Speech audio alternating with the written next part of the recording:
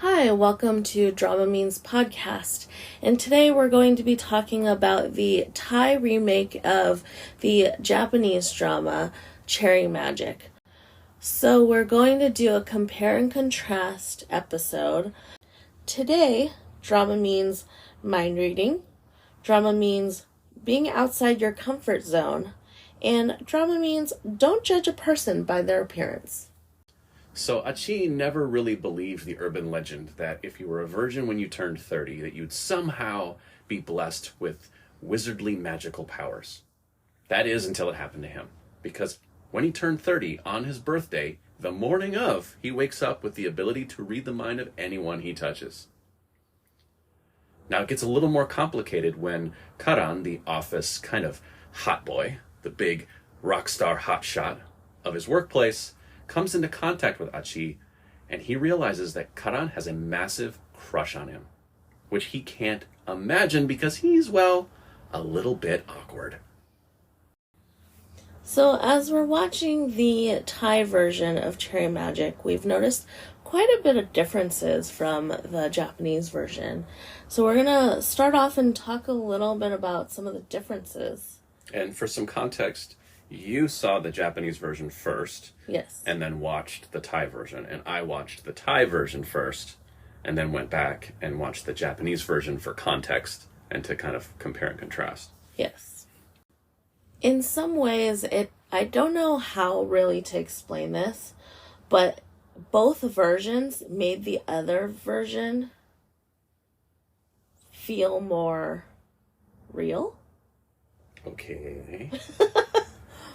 And how do I explain it where when I first was watching the Thai version, it felt very like, oh, this is real life. You know, you're watching them live their lives as like reality. Whereas for me, in the Japanese one, I definitely very much saw the like over the top manga style. They wanted to like make that correlation of the live action to the manga. I mean, you're talking about setting the tone. Like, the tones set at the top of each of them are very different from each other, yes. Even though it's the same kind of, whatever, source material. The Japanese version kind of went a little more sensationalized, a little more over the top, a little more, like, in your face. Whereas the Thai one was, I wouldn't call it subtle, but it was definitely more subtle and more grounded. Yeah, it felt more grounded. But in that attempt, I feel like it took away something, and it didn't actually feel as sincere as the Japanese one. You know what I think it is, weirdly? Is that when I watched the Thai one, it made me feel uncomfortable because Achi just is so awkward to me. And in the Japanese one, Adachi is also very awkward, but he's playing it in a comedic, movie-esque TV sort of way that we recognize as an awkward character rather than just being awkward. It's that weird feeling like if you're watching live theater and you're not sure if the actor has forgotten their line or if they're stuttering on purpose because it's part of the character, and it makes you feel weird because you're watching it going, oh my gosh, am I watching someone make a massive mistake, or is this part of the show? And then as an audience member, you start to get anxiety. And I think for me, that's why I liked the Japanese one so much better. It made me, even though he was awkward, it made me feel like, oh, I recognize this brand of awkward. It's not me being awkward, it's him.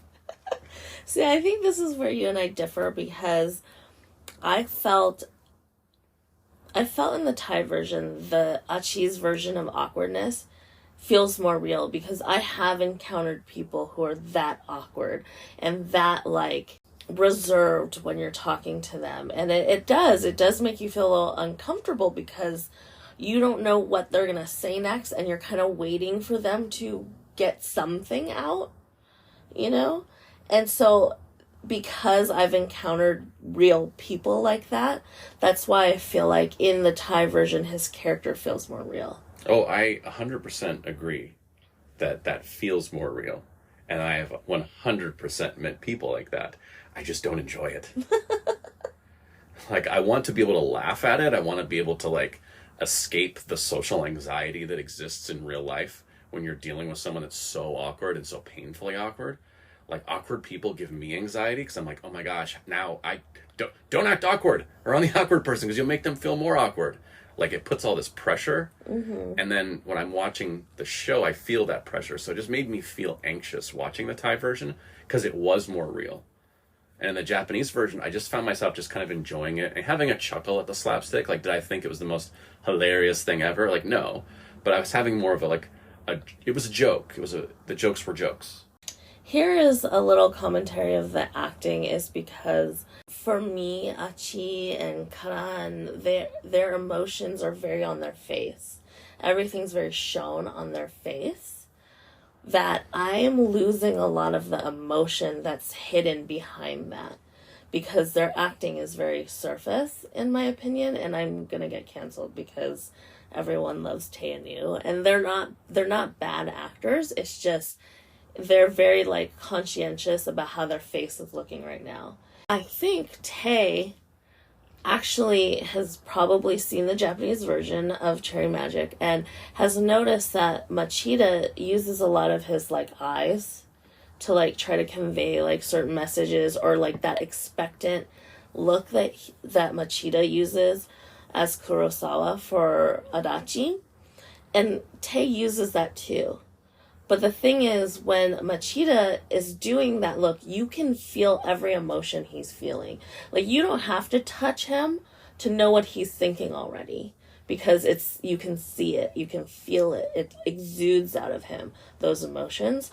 Whereas when I watch Tae and Yu do it, I only see it within the face. I don't feel the chemistry. And I know people, like, they themselves, Tae and Yu, have great chemistry. And because they've known each other for so long, and I think that might have hindered it, that when they like do the part when they first, interact, it doesn't feel natural because you can tell like it feels very reserved, everything's like very put on. And then it's not, for me at least, it's not until like they're dating and they're like supposed to be more comfortable with each other, that's when they're starting to shine, is when they feel comfortable with each other as characters, as actors, and they can kind of like play off of each other, and like the cutesy moments after that time when they're already dating is when I started liking their coupling. I will give them a little bit of a break to maybe uncancel you a little bit. Is that I think some of their chemistry, the problem is actually not the acting. I want to talk about the acting differences between the two couples in a second, but I think the staging in the Thai version is amateur in some ways and is also a little awkward. And it felt like in the Japanese version there was more, I wouldn't say pride, but there was more care taken in the craft of the staging to make sure that the actors were where they needed to be for the scene. So that scene where he first reads Karan's mind, it's the same in both versions. It's the same in the Japanese version and the Thai version. It both takes place in an elevator, which is basically a square box. And so in something that simple, the staging really helps or hinders the actors. And I think if you watch the Japanese version, it felt a little more natural the way they had the actors staged. They didn't put them quite face to face in each other's space the way that they did in the Thai version. It was almost a casual bump, and he's just like, oh man, I wonder who he's thinking about, right? And he's looking around the elevator going, oh, who is he like checking out? And in the Thai version, it's so clear. Like, he's like, hello. And it's like, who is he thinking about? I wonder. He's staring right at me. So I think that was part of the chemistry problem. I think throughout the entire version of it is maybe as their relationship progressed, you gave it less thought because the story is a little, getting going. But I do think that the director in the Thai version could have done those actors a huge favor by staging things with a little more care.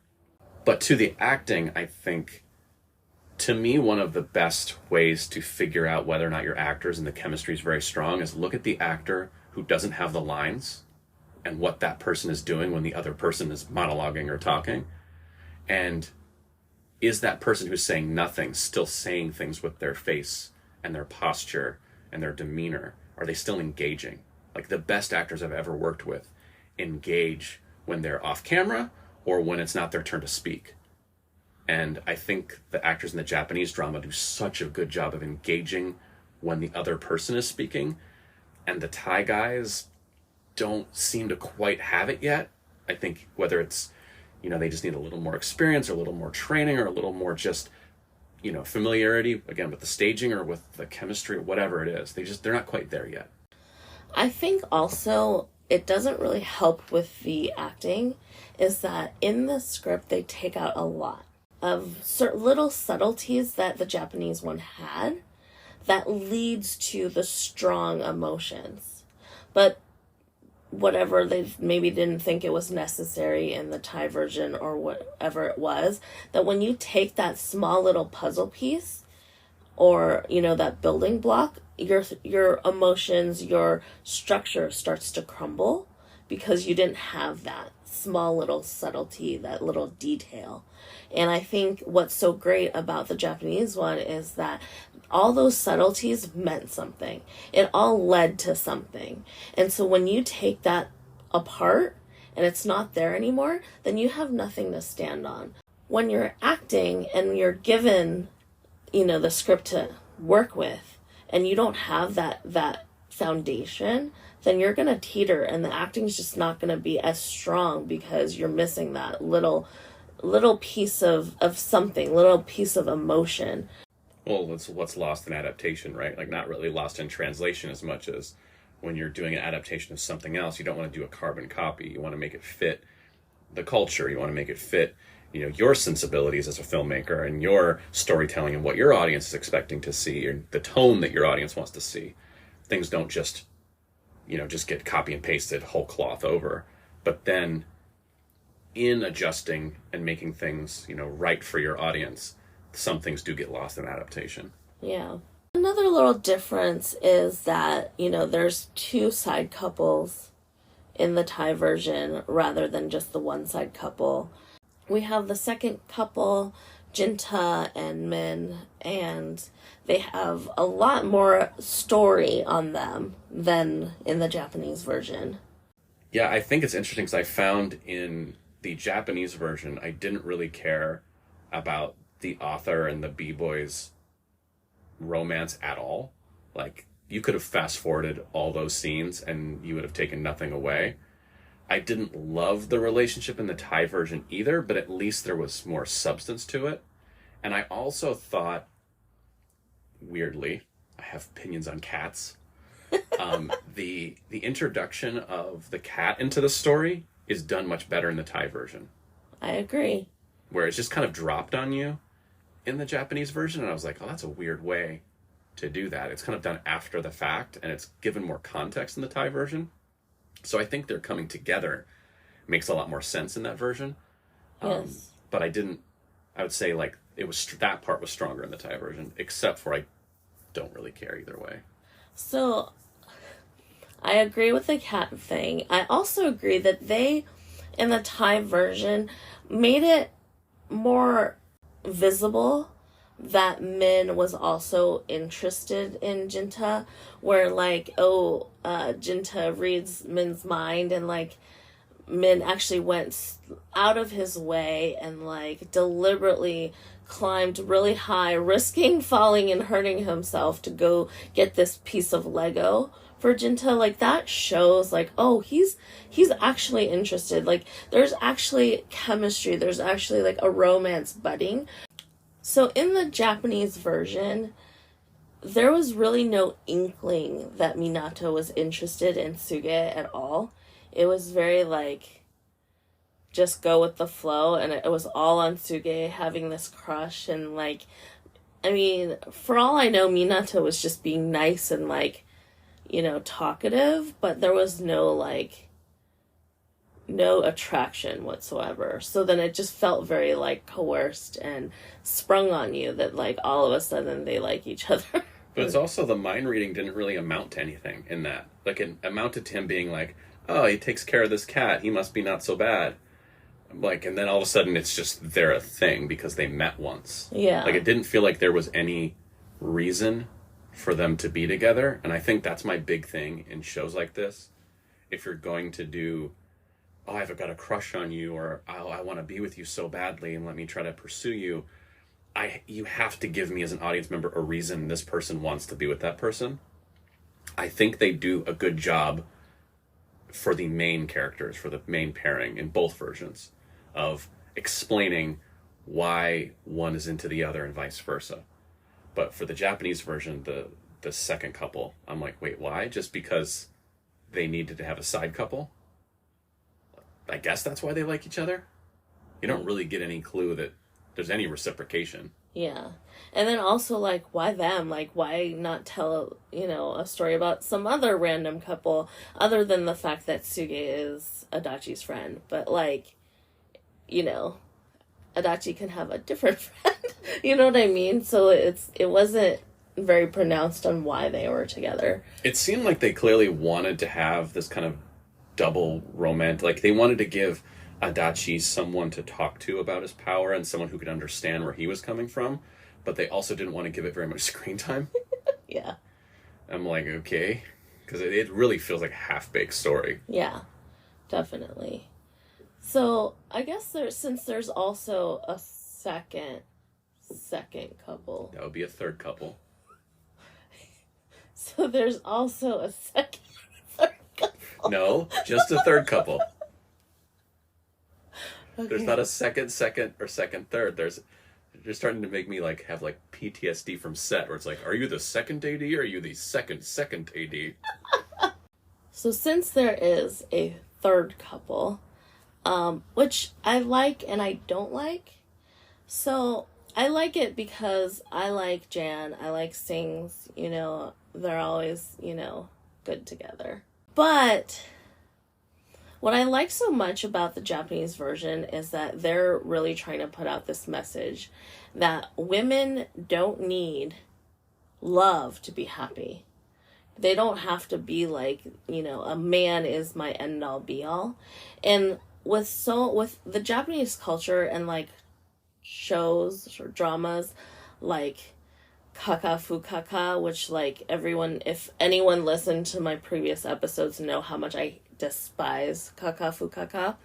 And then also like shows like Coffee and Vanilla and Good Morning Call, where like literally the girls / women are so hung up on one man that it like their whole life depends on the relationship, the romance, and like their happiness, their sense of value, their everything is just hangs on this one man, and they do everything to stalk, hold on to, please this guy. And I just find that super gross, and it's not appealing to me. And it was such a big statement in the Japanese version that she was like, I'm not into romance.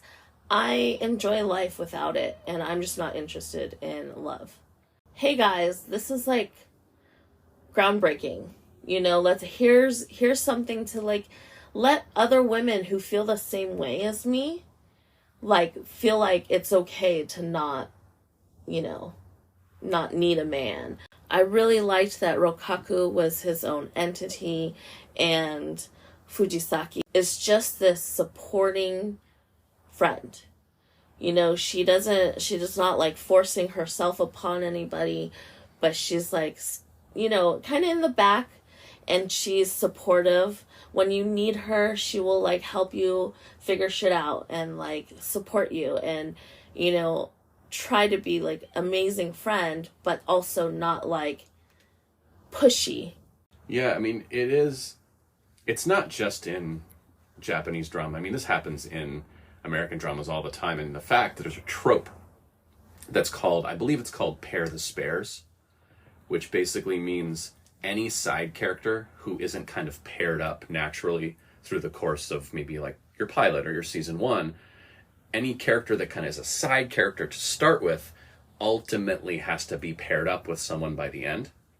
And usually that has to be another main character. And so you see like if we have Ross and Rachel, then we have to have, Chandler and Monica. And then is the Joey and Phoebe are going to be a thing, which they resisted that in Friends.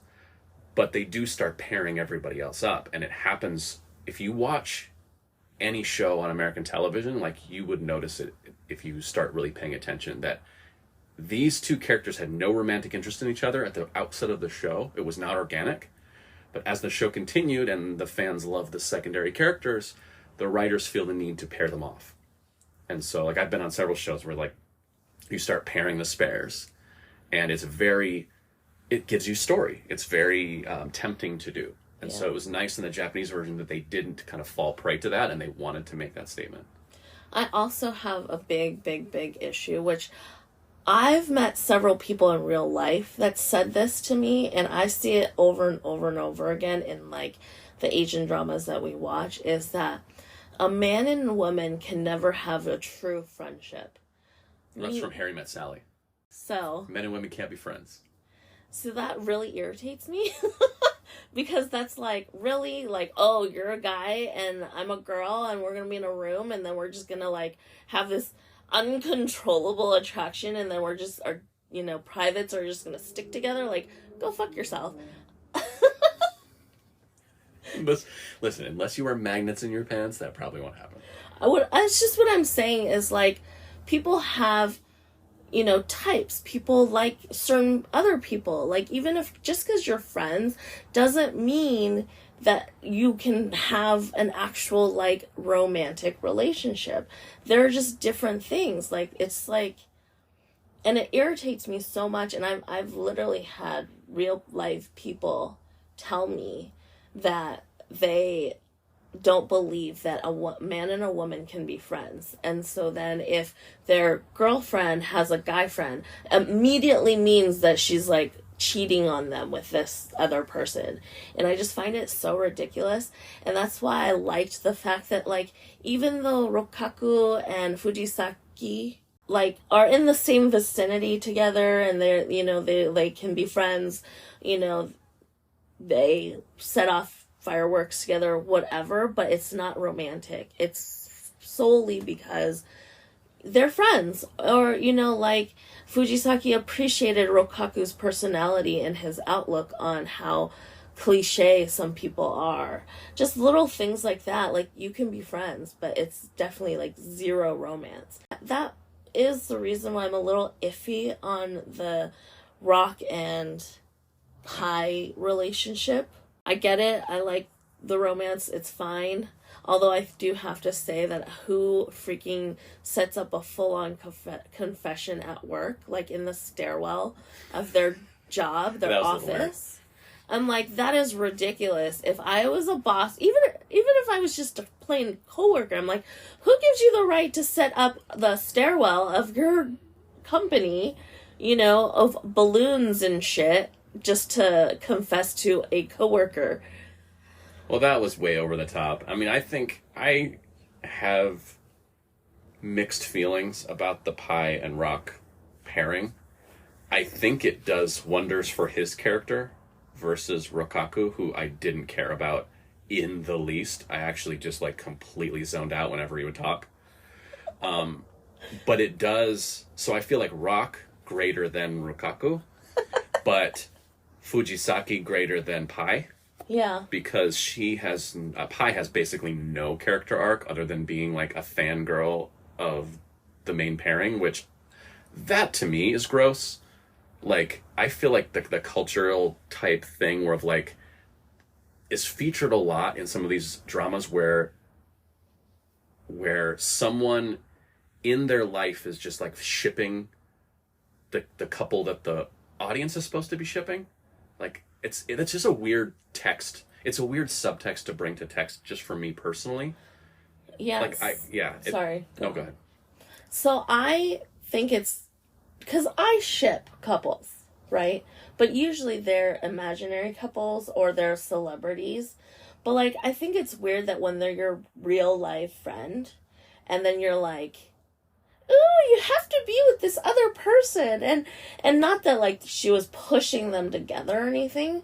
And she was also supportive. But it was just, like, it's different in real life. Like, you can be excited for your friend that they have a romance going on, or they find, you know, their potential, like, you know, other half. But that's real life. that's cool, but, and like, you can do the shipping thing for celebrities and, you know, like characters in a show or book or whatever. But when they're your real life friend or like family member, it just feels really weird and awkward. It's just almost, that turns into the whole fetishizing thing. Well, it dehumanizes your friends, I feel like, because now their relationship is your entertainment in some sort of weird way. Like, you're getting some sort of fulfillment out of a real life relationship, and like, there's going to be real life relationship problems that, no, you have to stay together because you're my ship. What? Like, get a life. Why don't, like, you're allowed to ship celebrities and you know, movie characters and stuff, because that's not real. Like, it's not real to you. You're not invested in them really. Like, you can ship Taylor Swift and what's his name from the Chiefs all you want, but you really don't have anything. There's nothing at stake for you. You don't have to go to dinner with one of them after they break up. Yeah. So it just really dehumanizes your friends in a way. So it always gets me so skeeved out whenever I see characters within the story shipping other characters within the story in that sort of way. Like, even in the Thai version at the end, Rock goes to Pai and is like, "Oh, your ship got married. Aren't you happy?" And she's like, "Oh, I know, this is like one of the best days of my life." I'm like, what? We're getting canceled over this episode, but okay. It's fine. But this all goes back to, I think her character is stronger in the Japanese version. For me, I think that she makes stronger choices. She's a good supportive friend. She's more interesting. And I find Rock to be more of an interesting character. Weird confessions at work aside, he takes more steps to be a character in the Thai version than he does in the Japanese version. Well, he definitely has a character arc growth in terms of how, like, he's kind of a weak employee in the beginning, and then he kind of improves with his job, his work, his, you know, courage to actually confess to the girl that he's into, and then also finding himself and you know, Pai helping him realize that, you know, he's allowed to do things that he likes even though he has a job as well. So that character arc is way better compared to Rokaku, which literally he's just depicted as an idiot. Yeah, pretty much. So I do want to talk about in true rom-com BL structure, especially ones that have 12 episodes.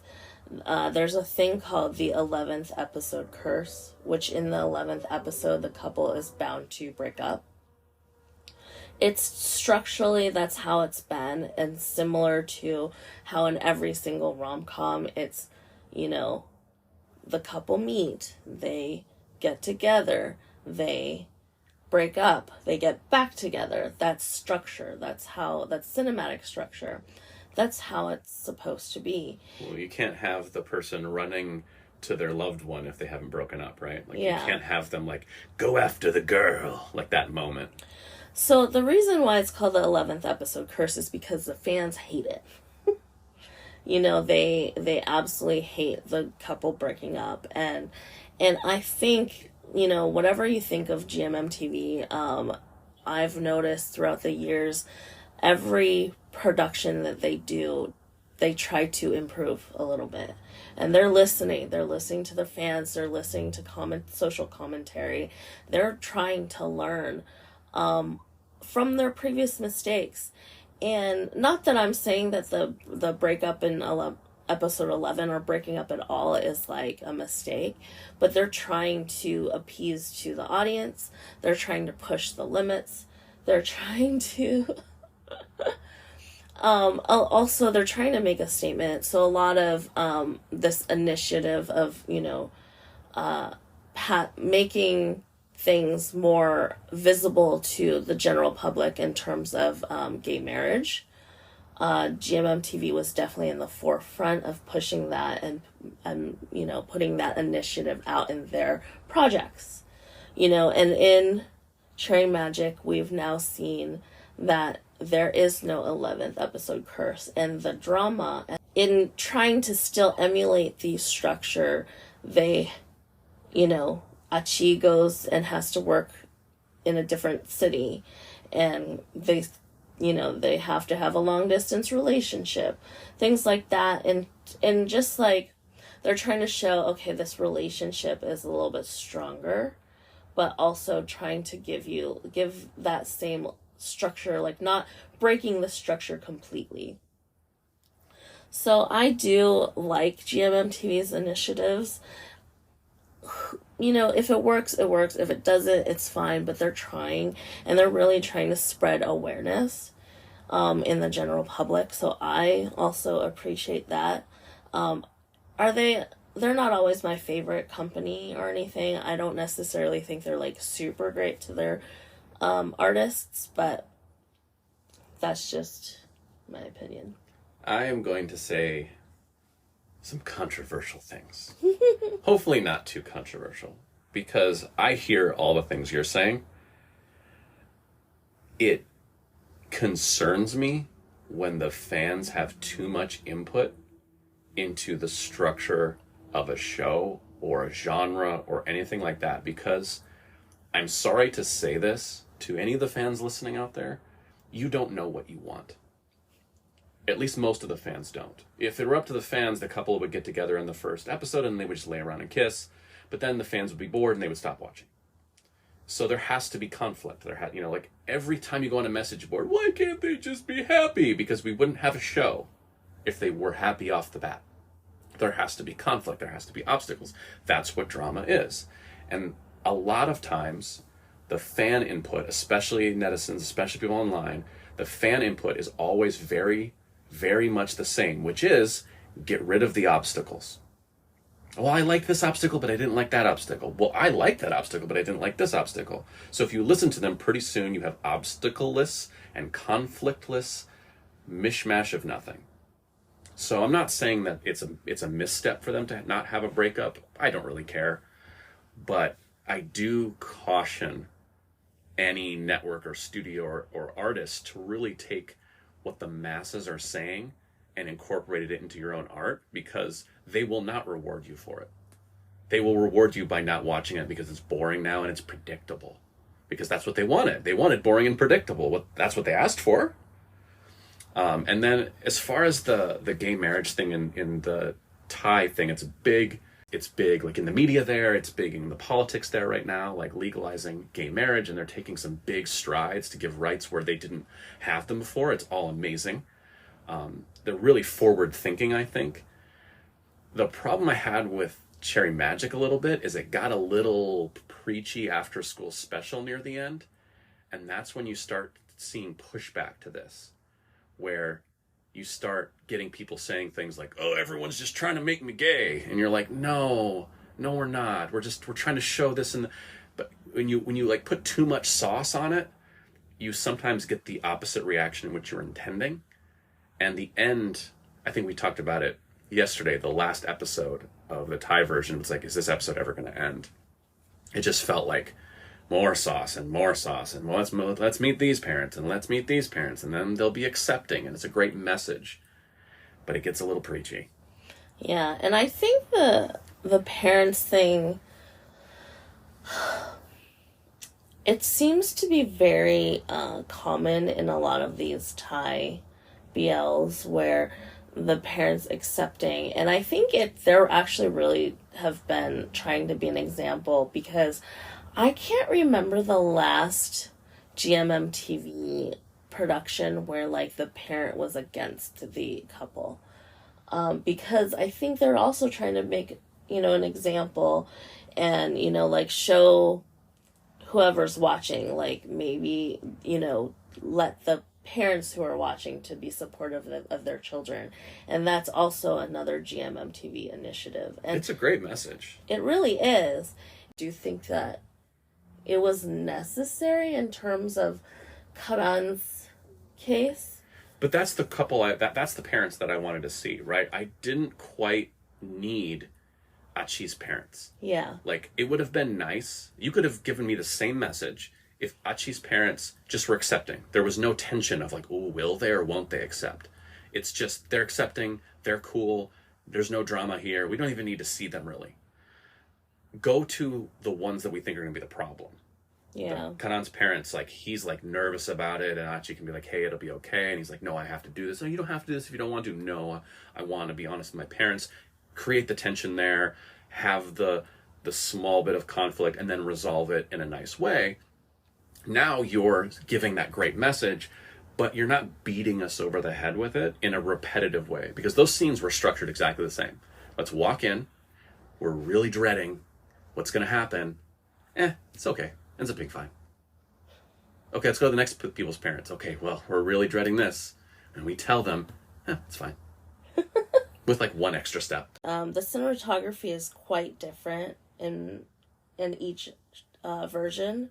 I would be interested to know what the budget difference was. I mean, Thai productions are usually pretty low budget by our standards, and maybe even by Japanese standards. But the Japanese one looks like a movie. The thing is, GMMTV version had so many product placements. It was ridiculous how many product placements there were. Like, they had to be raking it in because, like... Well, they're getting paid $10 a potato chip. No, it's like... It was so, honestly, distracting for me. Like, it was like, okay, they have one product placement. 2 seconds later, they have a whole nother product. And it was like... 5, 6 different products in like 2 back-to-back scenes, and I was just like, I can't handle this. Yeah, I've kind of learned to like ignore it. Like, it's weird. I feel like I've trained my eye that, they're handling products, and I guess this is a product placement. I just don't care enough to like even look at the product. Like, if you were, other than the Lays, because there was a really awkward exchange between the two when Rock goes up there and he shows the slideshow of The Office, and Achi hands Kanan a bag of Lays, and the actor literally looks at it and is like, I guess. like he was like on camera. He's like hesitant to take the product. That's the only time I really noticed, other than the massive 5-minute close-up of the gummy bears or whatever at the end. I just kind of look around that stuff now. Oh my god. So I don't know if it's because I just notice it so much, but like, I was watching, gosh, I don't remember, maybe like Bad Buddy with a friend of mine, and she's like, wow, he's really holding that can of soda really like properly. And I'm like, you can't tell this is a product placement. They have to show you what they're drinking so you go out and buy it. And she's like, oh, really? Cool. I was like, oh god. Well, as someone who's had to write voiceovers about Saabs and Hyundais and paint and placement for, I wrote a comic book for Hyundai, so like, you take your money where you can get it. Yeah, I get it. But then like, they should have a lot more money than the Japanese version, I feel like. I don't think it's as much money as you think. Yeah. Like, just my experience with product placement is, unless it's a massive product, like Hyundai and Saab, when we did Burn Notice back in the day, like, they gave us money. But like the paint company, it's like $2,000. And you're like, okay, $2,000 maybe buys you like a stunt person for a day. It helps. But so I don't know if it really amounts to as much as you're thinking when it comes to like overall budget. Like, they might not be able to make the show at all without it. Yeah. And so like that gives them their budget at all, versus the Japanese one, who's, maybe more well-funded and a little more mainstream. I don't know. I truly don't know which one. If you were to ask me which one looked more expensive, the Japanese one, again, looked like a film. And the Thai one definitely looked like kind of daytime television. Yeah, but actually in Thai BL productions, it looks way better. Yeah, for sure. No, they did a good job with what they yeah. had. But putting the two side by side, especially the scene, I think you posted on your Instagram I'll call it the bridge scene or whatever, where they kind of... confession scene. The big confession scene. If you watch those back to back, you see how different they look, and the cinematography is very stark. But they both did a good job with what they had. Yeah. So besides just kind of listing the differences, I think we should really talk about where the Thai one kind of missed the mark as far as an adaptation goes.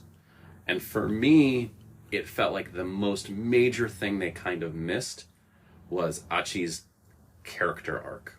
I feel like it's much stronger in the Japanese version. I also find that the relationship between the two in the Japanese version really ebbs and flows.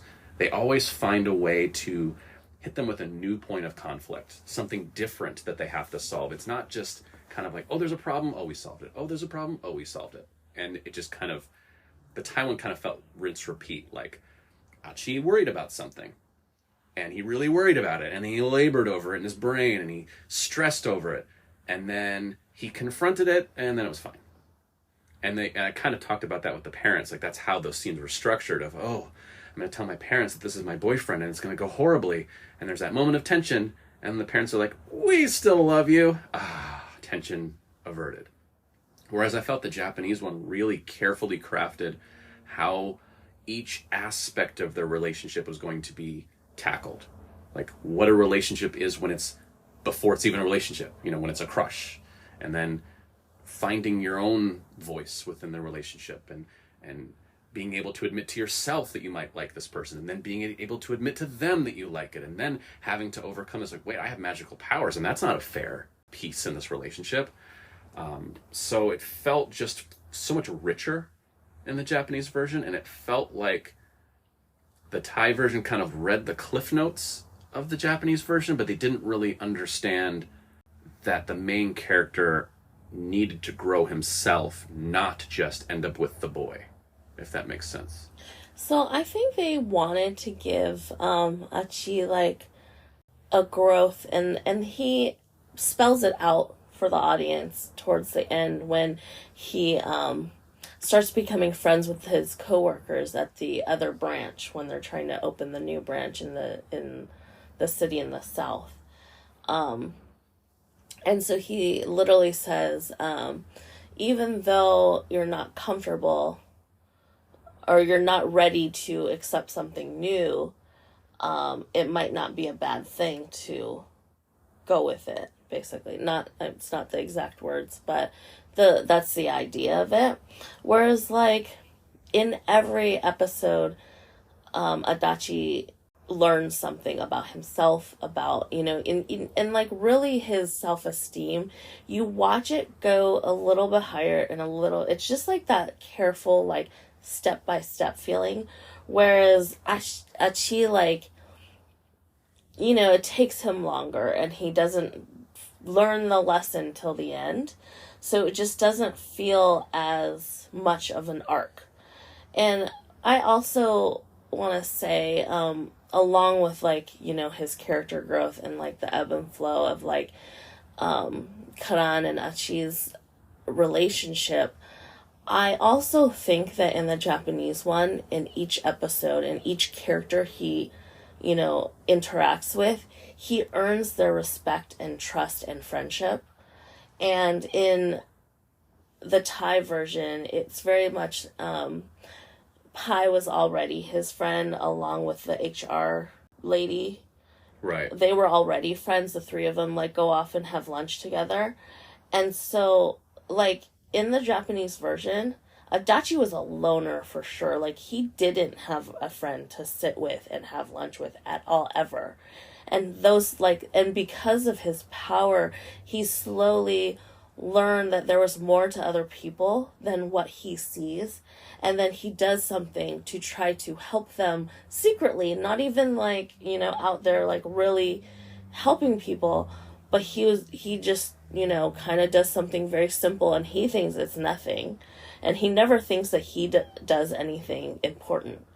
So then, his coworkers, people he interacts with, realizes what a great person he is, and then slowly respects him and truly, like, cares for him and is willing to help him when he needs it, right? And so you feel that, like, build up, and then slowly towards, when he was, like, trying to enter the competition, he realizes, hey, I have a lot of friends around me, and he doesn't know he earned those friends, and he's like, he doesn't realize that they care for him because he's such a freaking great guy. And the thing is, with Achi, he doesn't go through that process with his friends. And like, very spelled out in the Japanese version, where Rokaku is so, like, looks up to him and he's, like, become his mentor. You know, like, that is something that, like, Adachi can never really fathom. You know, and in the Taiwan, it's just so, like, oh, yeah, I'm your senior, so Rock, like, learns from me, whatever. Well, that was in the first episode. Yeah. I mean, it's like, hey, here's your new underling. Train him. Yeah. Yeah, I find that he doesn't really grow much personally in the Thai version. That he obviously grows together with Karan. Like, they become a thing because of the power and because of this confidence he has. But he doesn't feel like... What I really wanted to see was him go to that other branch and step out of his shell a little bit and not just be a pushover. Like, the guys are leaving at 5 o'clock to practice soccer. And instead of being like, hey guys, soccer's important, but, like, we have to hit these marks first. Or, like, he shows up with his list of rules and they're like, we don't need rules, we just wing it. And he's like, oh, okay. And he just kind of conforms to them, much like he conforms to everyone in his own office. It's like, man, like, you're the same dude. Yeah, you get along with them and now you can go drink with them and that makes you uncomfortable and you're doing it anyway. That's just so little. That's just so minuscule, when I feel like through action he could have really made a stride character-wise. That to be the person that, like, Karan sees in him. Like, he sees someone who can enter this contest and be good and all this stuff from the other, but it just never quite manifests in the Thai version. Yeah, in the Thai version, I just felt like, oh, so in order to, like, make things work, you just become friends with them, which is, like, kind of, yeah, like, that's not in your comfort zone of making friends, but you're not acting like a boss, which you were there, like, literally to be their boss. And even though you're like, oh, I'm not your boss, I'm just someone they just sent over. And then that, like, made everyone kind of like, oh, you know? I was curious why they set up all that tension, or why they set up this thing in front of him. It's like, okay, you're a lowly guy at our office, go off to the smaller office and, like, whip them into shape. Like, that was kind of the directive he was given by his boss. And then he goes down there and they're treating it like these guys are just kind of like Lord of the Flies. Like, there's nobody in charge. There's no one who's really, like, making sure they get their work done. And then he shows up and he's just kind of like, yeah, I'll also kind of just not be the guy who makes sure you get your work done and take a leadership role either. So, like, why did the boss think he went down and did a good job? Yeah. Other than it got done, I guess? Yeah. But, like, did he really do anything? Like, other than also being a lackey? It felt like he was supposed to go down there and learn something, and he learned the wrong lesson. Yeah. Which is, like, he learned how to fit in, but his objective was to go down there and show that he could be a leader. Yeah.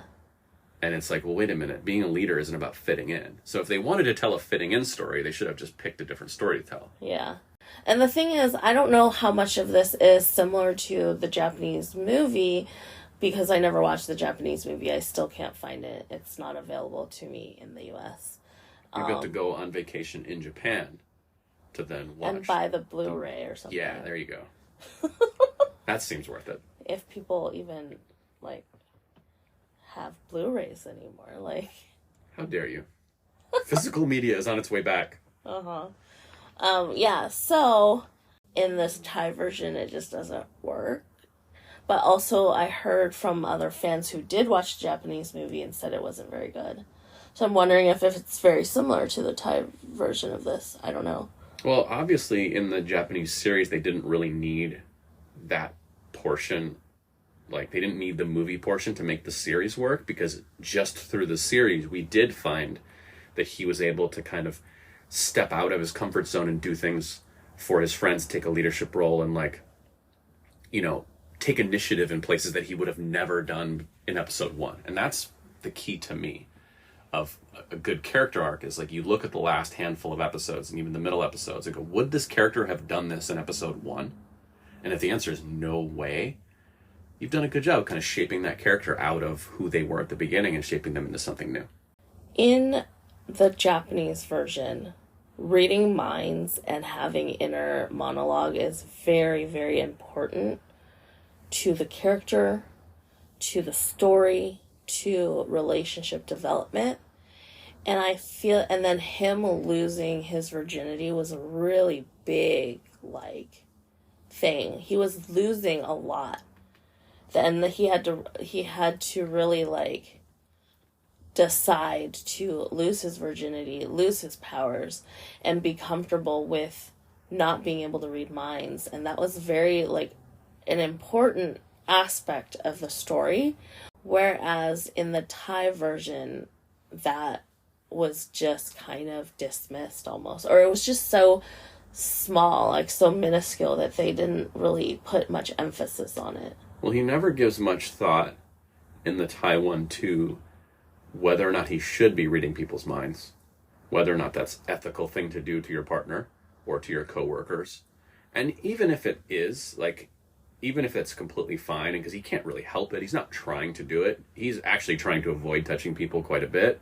So he's not being a weirdo about it, but to never raise the question really in a serious way, like the Japanese version did, where he goes to that meeting and he's like, oh man, the only reason I did this meeting well was that I read the boss's mind. Like, I cheated. Like, I'm cheating my way through life. Am I cheating my way through my relationship too? Like, the other person is going to be mad when they realize I can read their mind. They can't read my mind. This is a one-way street, and relationships have to be two-way streets. And he's realizing he's not playing on a fair playground with everyone else, and he kind of agonizes over that. And it's a big moment when he tells Kurosawa that, like, hey, by the way, I've been reading your mind. And he's expecting the worst. And, like, get through it, obviously, but then again, it leads to, again, like, okay, can we be the same couple when I can't read your mind? I think they did such a good job in the Jap. I don't know why they dropped it that thoroughly from the Thai version. It felt like the central conflict. And I remember watching the Thai version, and I kept asking when that was going to happen. And you were like, just watch, I can't tell you, because you haven't seen the Japanese version yet, and they totally do that.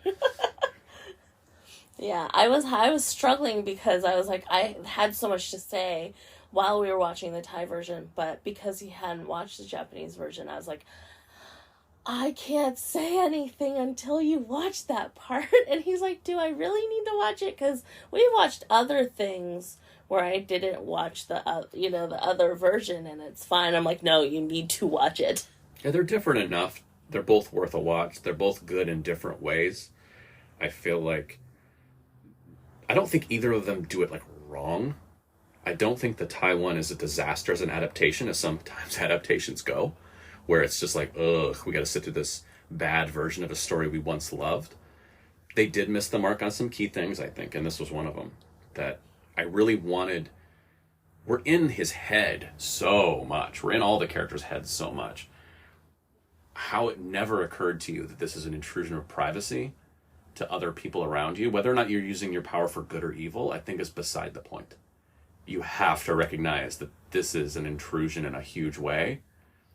And again, you can't do anything about it, fine. But you do have to acknowledge it to yourself, like, no, this is kind of icky. Oh, he really deserves to know. Yeah. And they just kind of gloss over it. They kind of half resolve those kind of things in the Thai version, but they don't. I don't know. I wanted them to really hang a light on it, and then we watched the Japanese version, and they did really hang a light on it. I'm like, yes, there we go. Like a normal human, he would have thought of these things. Yeah. So before we kind of wrap up and go into the ratings and everything, did you enjoy the Thai version as a story on its own? If I never watched the Japanese version, or the Japanese version never existed, I think I would like it fine. I have found myself playing on my phone, doing other things, just like not as into it. And again, as much as I like Tae and Nu, I prefer them, Tae and Nu, interacting. I didn't necessarily like Achi and Karan interacting. I didn't feel it, guys. Like, I didn't feel the chemistry. And I honestly didn't feel their chemistry until episode 10, 11. Like, when they were just already, like, kind of lovey-dovey. But, like, also was a little over the top with Karan being, like, really clingy. And that kind of creeped me out. That really creeped me out when Kanan was like going to his house and like just chilling outside every night while they like did the little phone video call thing, and I'm just like, okay, creep, let's go home. It's fine. Like, I don't know, and I don't. Maybe because to me, like, clingy people are the worst for me. Like, I have a really hard time when, like, if I'm in a relationship and the other person's very clingy, I immediately retract. So when I see how clingy Kanan is, I'm just like, please stop. Like, I also didn't quite understand why they put so much emphasis on, like, him leaving to go do this job. And, like, all right, let's practice being apart. And then the next day, they're together again. Well, it makes no sense, first of all, practicing being apart, because literally if you know that your significant other is going away, like going abroad, whatever, and you have a long distance relationship, you should spend every minute with each other up until the moment they have to leave. And so you're making the best of your situation rather than, hey, let's be apart even longer. That makes no sense. It's not logical. Jeez, who's clean now? I'm just saying, like, if that's, I feel like that's more No, it didn't normal. make any sense. Practicing the being apart didn't make any sense. But also, they made such a big deal about him going to the other end of the country, and then Kanan shows up like Twice. Yeah, he shows up there a couple times. Yeah. I was like, well, why were you guys so stressed about it? It feels like it's a train ride away. It's like right there. Well, it's a plane ride away. I know, but it was just it undercut the whole idea of him like going and being on his own and doing things on his own, and then that you show up like two distinct times. Like, is it any different really than just living across town from someone? Like, yeah, except for that was the best part of their relationship, was when he was visiting, and to me that was, they had the most chemistry in those times. But why set up the tension of like, oh man, I gotta be on my own, and then just not do it? Like, that doesn't make any sense. Yeah. I think just enjoyment factor, like, it's weird because I think I would have enjoyed the Japanese one more if I would have watched it first. But because I knew the story already, I was only really interested in the parts of the Japanese one that were different. Yeah. And anything that was kind of really similar, I really wasn't paying attention that much, because I'm like, yeah, I know that. I've seen these scenes before. So the emotions of some of the scenes didn't really hit me because I already knew where the emotions were going, and so they just didn't have any impact. But I do think that the Japanese one, to me, is a better representation of the story. It's the original. Like, it's the idea. But I think I would have enjoyed it more if I hadn't watched the Taiwan. But I didn't think the Taiwan was bad. Like, I did not enjoy it. Here's the thing. The Taiwan, I would watch. I would enjoy it, but I don't think I would be like how I was when I watched the Japanese version. Like, the Japanese version I watched over and over and over again, like multiple times. Like, we were quarantined in Canada and I watched it so many times, like, just, and then after the new episode I would watch that and then I would rewatch it again, like right after I finished watching it the first time. It was that good to me in terms of acting, in terms of story. And the Taiwan, I would have just watched and be okay with it, and it would have been fine. And then I would finish it, and then I would immediately move on to something else, and I wouldn't like have that drama hangover like I did with the Japanese version. And also, with the Japanese version, I shipped the couple for so long, and I saved all the screenshots of, you know, the few pictures that they had together. I have them all saved. But but I don't have that for the Taiwan. So yeah, I'm not a fanatic. So here comes the rating. And for me, I'm going to rate the Taiwan first. For me, the Thai Cherry Magic, I give an onboard karaoke. I didn't dislike it, but there were definitely parts where I'm like, oh, my ears. That's about 7 out of 10. Yeah. So then, the Japanese Cherry Magic, I give it a Drinks on a Pool Deck, which I just enjoyed so much. As I said before, I was pretty obsessed with it as it was airing, and for a while after it was done airing. So, yeah, drinks on a pool deck for me, for the Japanese one. I think for me, the Thai one gets a 6 out of 10, which is stepping out to get fresh air. I think it's fine. It's not for me. I probably wouldn't have watched it. If I would have watched the Japanese one first, I would have probably put the Thai one down. I don't know if I would have finished it. Because I think from the first 4 episodes, I think you're right, the chemistry is not quite there, and there's just some weird things that I'm like, it's just, they're just not quite doing it as well as the original, so I probably wouldn't have stuck it out. So I have to give it stepping out to get fresh air. And for the Japanese one, I would give it an onboard karaoke. Again, it's not my style of show. It's not like, really in the genre that I really love, and I probably wouldn't rewatch it. That's probably why I wouldn't rate it any higher. But I did enjoy it, and I did think they did a really good job. And I thought the actors were really good. So, for me, that's a pretty respectable, 7. All right, so this week we're going to recommend a song. It's actually a new song that's released in 2024. So, as we all know, in the Cherry Magic Japanese version, one of the theme songs is done by Omoi no Take. This is their new song, or one of their new songs, Ikuoku Gonen. So I hope you enjoy, and we will see you next week. Thank you so much for listening.